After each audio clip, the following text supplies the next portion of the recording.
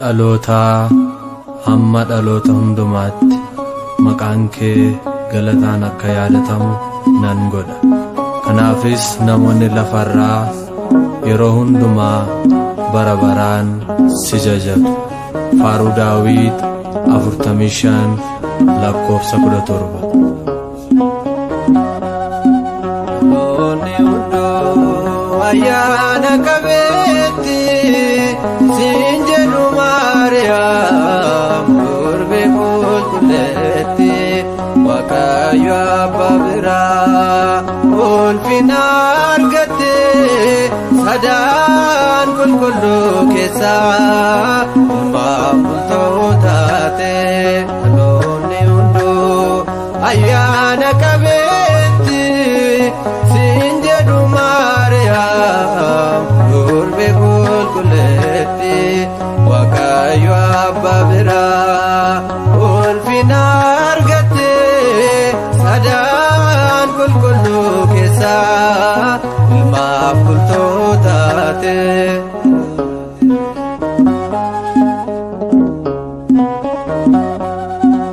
Miila keetti haguuganii warri si tuffatanii gaarummaa kee hubatanii adufanii ifamanii too Waaqayyo yaada gooftaa dhiphina koof daftee birmataa kennaan fannoo jalaa isheen dhugaatii koo Maariyaam naaf taatettaa anti koo dhaloonni hunduu ayyaana qabeetti siin jedhu Maariyaam durbe qulqulleetti Waaqayyo Abbaa biraa ulfina argatte sadaan qulqulluu keessaa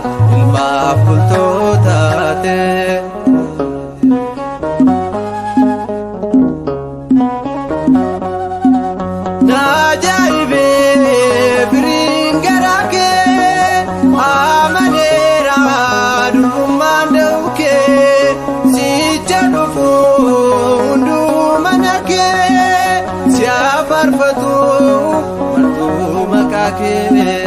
Too Waaqayyo yaada gooftaa dhiphina koof daftee birmataa kennaan fannoo jalaa isheen dhugaatii koo Maariyaam naaf taatettaa anti koo dhaloonni hunduu ayyaana qabeetti siin jedhu Maariyaam durbe qulqulleetti Waaqayyo Abbaa biraa ulfina argatte sadaan qulqulluu keessaa ilmaaf bultoo taate.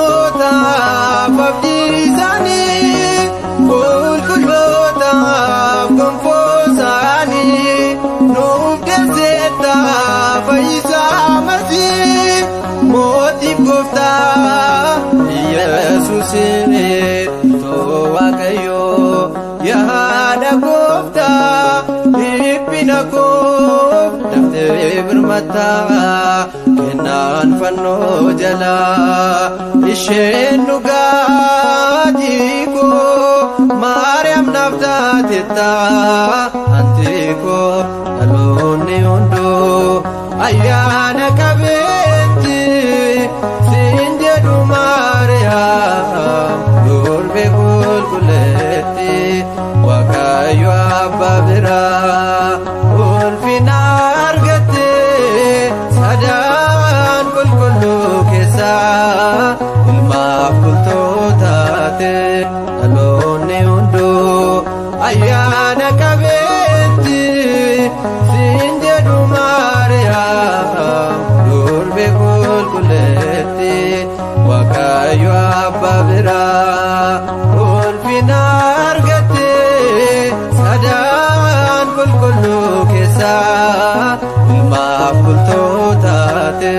Amen.